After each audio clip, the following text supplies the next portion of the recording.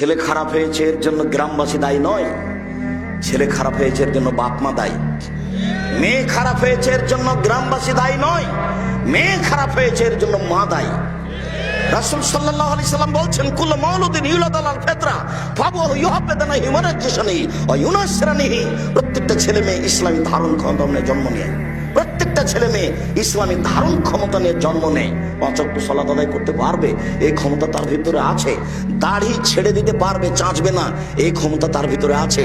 টাকনুর নিচে প্যান্ট পরবে না, উপরেই পরবে, এই ক্ষমতা তার ভিতরে আছে।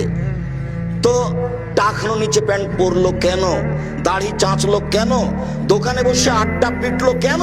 সুদ ঘুষ জুয়ায় অংশগ্রহণ করলো কেন? রাসূল সাল্লাল্লাহু আলাইহি সাল্লাম বলছেন, ওর বাপ মা করতে বলেছে এই জন্য। মেয়েটা নগ্ন পোশাকে আছে কেন?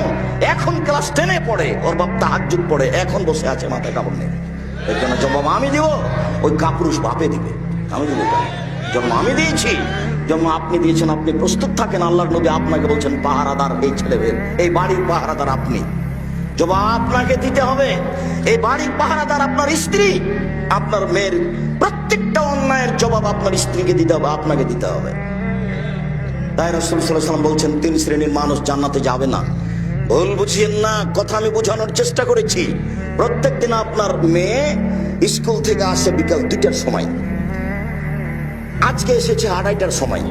ওই সময়ে আপনার স্ত্রী সালাত আরম্ভ করতে যাচ্ছিল, সালাত নামাজ পড়বে। এই সময়তে মেয়ে বাড়িতে ঢুকেছে। দায়িত্ব আগে, মেয়েকে আগে জিজ্ঞাসা করতে হবে, আম্মু প্রতিদিন 2টায় আসো, আজকে 2:30টায় আসলে 1 ঘন্টা লেট করলে কেন?